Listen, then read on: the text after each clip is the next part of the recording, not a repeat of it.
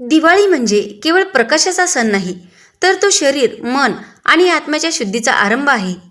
या सणाची सुरुवात होते अभ्यंग स्नानाने, ज्याला शास्त्रात पवित्र स्नान असं म्हटलं आहे. या दिवशी शरीरावर उटणे, तेल आणि सुगंधी द्रव्याचा लेप लावून स्नान केलं जातं. पण का केलं जातं यामागे फक्त परंपरा नाही, तर गहन विज्ञान आणि अध्यात्म लपलेलं आहे. चला तर मग जाणून घेऊया अभ्यंग स्नानाचं खरं महत्त्व, त्याचे प्रकार आणि त्यातून मिळणारे आरोग्यदायी लाभ. मित्रांनो, व्हिडिओला सुरुवात करण्यापूर्वी तुम्हाला छोटीशी विनंती आहे. चॅनलवर कोणी नवीन असाल तर चॅनलला सबस्क्राईब करा, ह्या व्हिडिओला लाईक करा आणि हा व्हिडिओ जास्तीत जास्त लोकांपर्यंत शेअर करा. आणि व्हिडिओमधली माहिती तुम्हाला कशी वाटली तर कमेंटमध्ये नक्की सांगा. चला तर व्हिडिओला सुरुवात करूया. आज आपण स्नान या अत्यंत महत्त्वाच्या विधीच्या विविध बाबतीत तपशीलवार पाहणार आहोत. दीपावलीच्या निमित्ताने केले जाणारे अभ्यंग स्नान हे सर्वात प्रसिद्ध असे स्नान आहे. हवेत येणारा थंडावा आणि कोरडेपणा यांचा विचार करून अंगाला तेलमर्दन करून सुगंधी व औषधी पदार्थाची उटी लावून गरम पाण्याने समारंभपूर्वक स्नान करण्याची पद्धत अनेक पिढ्या आपल्या धर्मामध्ये प्रचलित आहे. हे स्नान नरक चतुर्थीच्या पहाटे उठून सूर्योदयापूर्वी केले जाते. दिवाळी सणातील अभ्यंग स्नानाला भारतीय संस्कृतीत विशेष महत्त्व दिले गेले आहे. आपल्या धर्मामध्ये विविध प्रसंगी अनेक प्रकारची स्नाने सांगितली आहेत. दीपावलीच्या अभ्यंग स्नानाच्या निमित्ताने आपण आपल्या धर्मातील आणि साहित्यातील अशा विविध स्नानांची माहिती करून घेऊया. त्यापैकी पहिले स्नान बघूया. पहिले स्नान हे मंत्रस्नान. याज्ञवल्क्य स्मृतीमध्ये 7 प्रकारची गौण स्नाने सांगितलेली आहेत. त्यातील पहिले मंत्रस्नान होय. पंचरात्र आगम ग्रंथ, परमेश्वर संहिता, स्नान विविध प्रकाश इत्यादी ग्रंथामध्ये याबद्दल मार्गदर्शन करण्यात आले आहे. साधकाने विशिष्ट मंत्राचा जप करीत पाण्याने स्नान करणे, देह प्रोक्षण करणे, उदक प्राशन करणे यांचा या स्नानात समावेश आहे. सामान्य स्नान अशक्य असले किंवा अन्य काही विशिष्ट परिस्थितीत हे स्नान केले जाते. दुसरे स्नान हे भौम स्नान. सर्व शरीराला मातीपासून केलेल्या स्नानाला भौम स्नान किंवा मृतिका स्नान म्हणतात. आता अगदी आधुनिक विज्ञानाने मुलतानी माती अंगाला फासून स्नान केल्याने शरीराची सर्व रंध्रे मोकळी होतात हे मान्य केले आहे. तिसरे स्नान अग्निस्नान.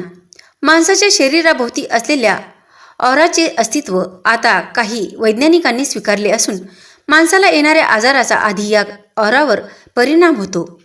त्यामुळे या आभामंडळातील नकारात्मक ऊर्जा काढून टाकणे, ते शुद्ध करणे यासाठी तुमच्या शरीराला स्पर्श न करता या आभामंडलाला अग्नीचा स्पर्श करणे, खडे मीठ, काचेचे स्फटिक या आभामंडलाभोवती फिरवणे, शरीराला भस्म फासणे हे या अग्निस्नानामध्ये केले जाते. चौथे स्नान वायुस्नान. आधुनिक दृष्टिकोनातून शरीराला पूर्ण नग्नावस्थेत वारा लागू देणे म्हणजे वायुस्नान. परंतु हिंदू धर्मात या पलीकडे विचार केलेला दिसतो. दिवसभर रानावनात चरून सायंकाळी परत घरी येणाऱ्या गायींच्या खुरांनी उडालेल्या धुळीचा वारा अंगावर घेणे म्हणजे खरे वायुस्नान होय. या वेळेला गोरज मुहूर्त असे म्हटले जाते. आता पाचवे स्नान दिव्य स्नान हे आहे. या स्नानामागे आपली तन, मन आणि आध्यात्मिक शुद्धीकरणाचा हेतू असतो. निसर्गाकडून थेट आकाशातून पडणारी पर्जन्यवृष्टी अंगावर घेत केलेले स्नान म्हणजे दिव्य स्नान होय. अशा वेळी उन्हाचे अस्तित्व असल्यास ते अधिक फलदायी मानले जाते. 6वे स्नान वारुण स्नान. वरुण हा जलस्रोतांचा अधिपती ग्रह आहे. वारुण स्नान म्हणजे नैसर्गिक जलस्रोतामध्ये नदी, समुद्र, तलाव, सरोवर इत्यादीमध्ये केलेले स्नान. आपल्याकडे आपण सोमवती अमावास्येला, संक्रांतीला, सिंहस्थामध्ये लाखो भाविक असे स्नान करताना पाहतो. 7वे स्नान मान सन्मान स्नान. अनेक विचारांनी भरलेले आपले मन शुद्ध करण्यासाठी केलेले आत्मचिंतन, मंत्र उपासना, इष्टदेवतेची मनापासून पूजा म्हणजे मानसन्मान. 7व्या प्रकारचे स्नान हे मानस्नान. अनेक विचारांनी भरलेले आपले मन शुद्ध करण्यासाठी केलेले आत्मचिंतन, मंत्र उपासना, इष्टदेवतेची मानसपूजा म्हणजे मानस्नान. आचार मयूख या ग्रंथात यासाठी चतुर्भुज शंखचक्र गदा पद्मधारी श्री विष्णूचे ध्यान सांगितले आहे. आपल्या बहुतेक सर्व पूजामध्ये देवांना पंचामृत स्नान घातले जाते. ही स्नान परंपरा अशी आहे. दुग्ध स्नान म्हणजे देवाला दुधाने स्नान घातले जाते. त्यानंतर लगेच शुद्ध दक स्नान घातले जाते. त्यानंतर दधी स्नान म्हणजे दह्याचे स्नान घालून नंतर शुद्ध दक स्नान घातले जाते. त्यानंतर घृत स्नान म्हणजे तुपाने स्नान व नंतर शुद्ध पाण्याने स्नान घातले जाते. त्यानंतर मधुस्नान म्हणजे मधाचे स्नान आणि त्यानंतर शुद्ध पाण्याने स्नान घातले जाते. त्यानंतर शर्करा स्नान म्हणजे साखरेने स्नान घातल्यानंतर शुद्ध दकाचे स्नान.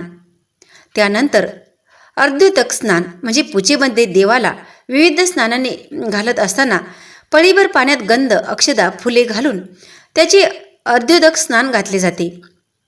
त्यानंतर उष्णोदक स्नान. पंचामृत स्नानामुळे देवाच्या मूर्तीला चिकटपणा येण्याचा संभव असतो, त्यामुळे उष्णोदकाने स्नान घातले जाते.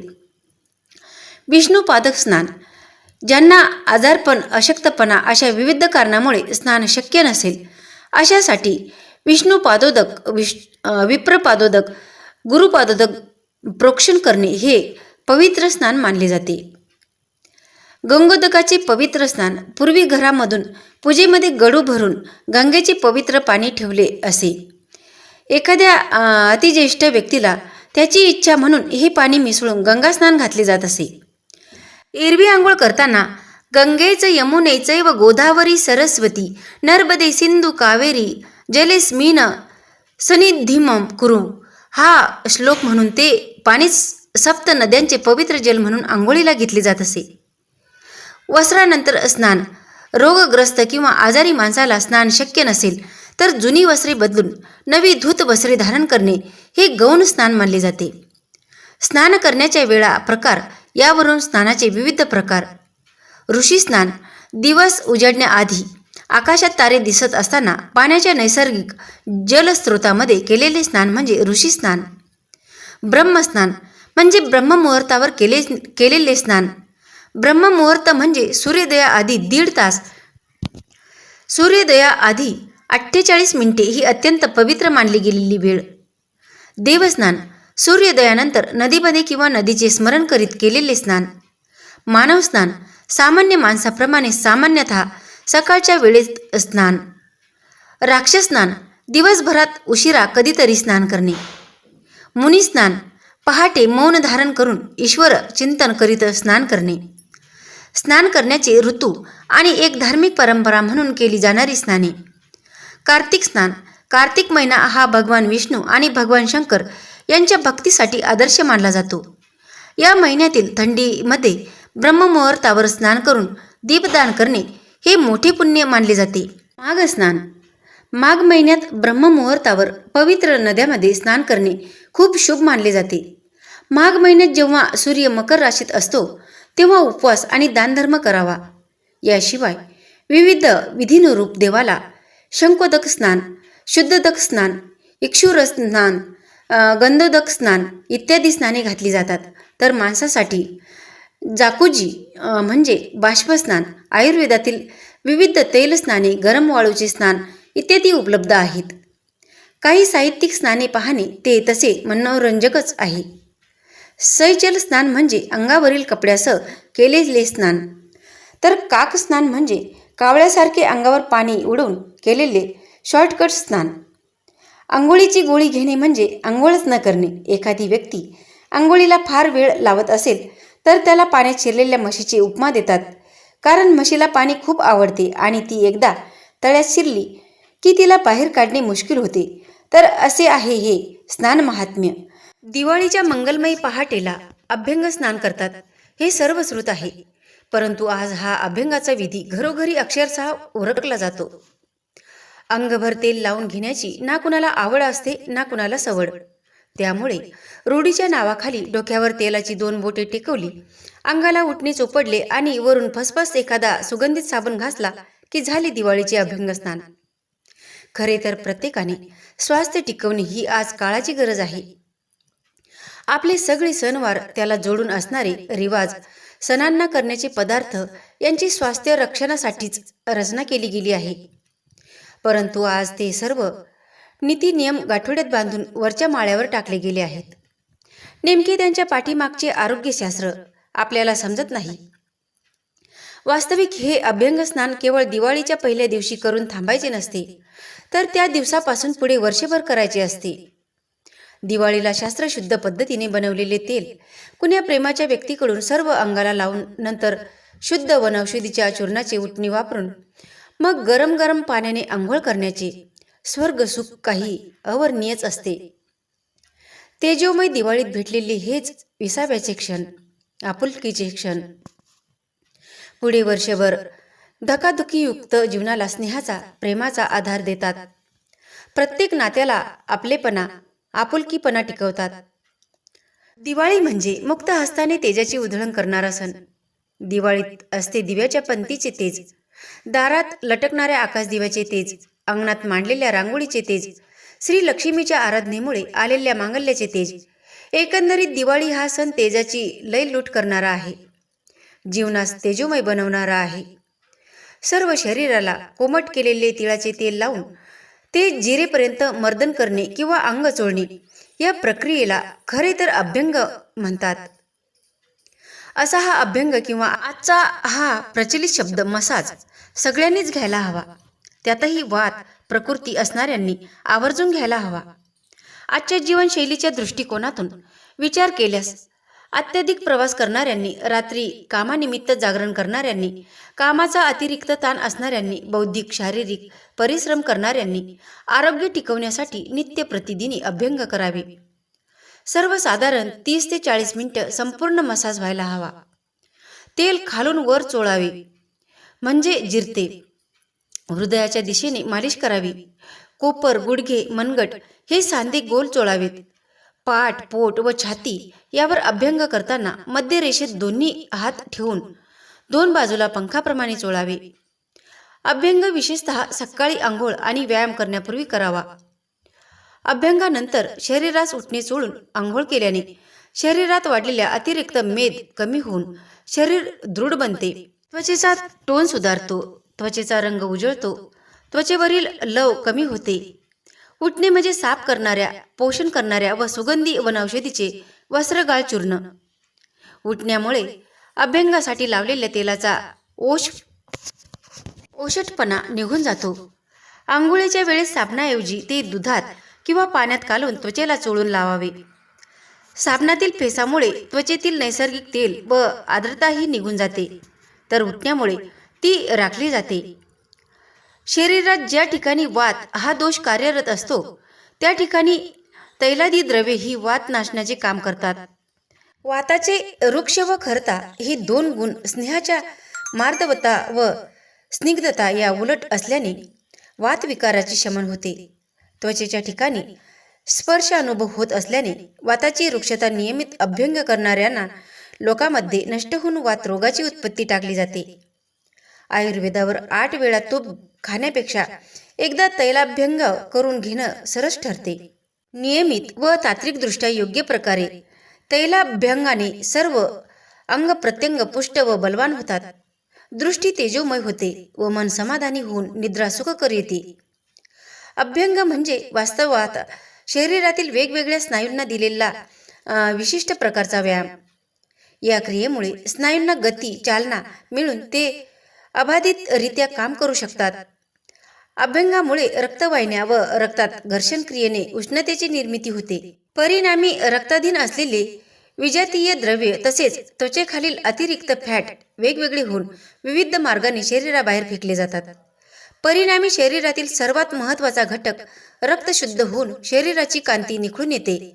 शरीरात असणाऱ्या वेदना, सूज या तैलाभ्यंगाने नष्ट होऊन अस्थि सांध्यांना पुष्टता व दृढता प्राप्त होते. तसेच मनुष्य देखील शक्ती संपन्न होऊन दीर्घायुष्य प्राप्त करतो.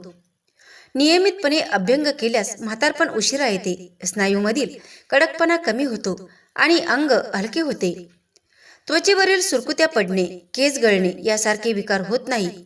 अशा प्रकारे शरीराचा लवचिकपणा तसेच कांती, थोडक्यात संपूर्ण आरोग्य सर्व अभ्यंगासारख्या सहज सोप्या उपायाने मिळत असले तर प्रत्येकाने त्याचा अवश्य लाभ घ्यावयास हवा. अभ्यंगासाठी तिळाचे तेल सर्वात चांगले आयुर्वेदिक औषधी दुकानामध्ये गंगा कंपनीचे वन औषधी बरोबर प्रक्रिया केलेले तिळाचे तेल मिळते किंवा डाबर कंपनीचे भारीचे धन्वंतर तेल मिळते. ते तेल आपण अभ्यंगासाठी वापरू शकतो. त्वचेच्या आरोग्यासाठी अशी ही अभ्यंग चिकित्सा अगदी दररोज शक्य नसल्यास आठवड्यातून एकदा तरी करावी.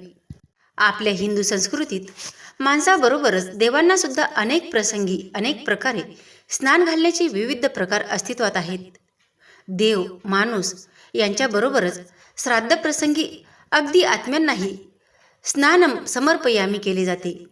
आपल्या संस्कृतीमध्ये विविध ऋतू महिने सणवार त्या वेळेचे तापमान इत्यादींचा विचार करून विविध प्रकारच्या स्नानांचे नियोजन केले आहे. त्यानुसार असे ऋतू आणि महिने यानुसार केले जाणारे स्नान, विविध कारणांनी केले जाणारे स्नान, धार्मिक विधींची आवश्यकता म्हणून केले जाणारे स्नान इत्यादी अनेक प्रकारची स्नाने आपल्या जीवन पद्धतीमध्ये समाविष्ट आहेत. विवाह विधीत वधूवरांना हळद लावून राजाला राज्याभिषेकाआधी अनेक पवित्र नद्यांच्या पाण्याने स्नान घातले जाते. पूर्वी एखादी व्यक्ती मृत झाल्याचे खात्रीपूर्वक सांगता येत नसे, पण या व्यक्तीला स्नान घालण्याच्या विधीमुळे तो जर जिवंत असेल तर त्याच्या डोक्यावर किंवा पायावर अचानक पाणी ओतण्यामुळे तो इतक्या झटक्याने शुद्धीवर येत असे, तर अंत्यविधीला गेलेली मंडळी घरी आल्यावर स्नान करीत असत. मित्रांनो, अभ्यंग स्नान हे फक्त अंगावर उठणे चोळणे नाही, ते म्हणजे स्वतःच्या शरीराला, मनाला आणि आत्म्याला स्वच्छ करण्याचा एक पवित्र विधी आहे. शरीर तेजस्वी होतं, मन प्रसन्न होतं आणि घरात सुख समृद्धीचा प्रकाश पसरतो. या दिवाळीत तुम्ही अभ्यंग स्नान करताना या विधीचं खरं तत्त्व लक्षात ठेवा. शरीराचं स्नान ही सुरुवात असते, पण आत्म्याचं स्नान हेच खरं दीपोत्सवाचं सौंदर्य असतं. सर्वांना दिवाळीच्या हार्दिक शुभेच्छा. जय श्री लक्ष्मी माता, जय श्री विष्णू.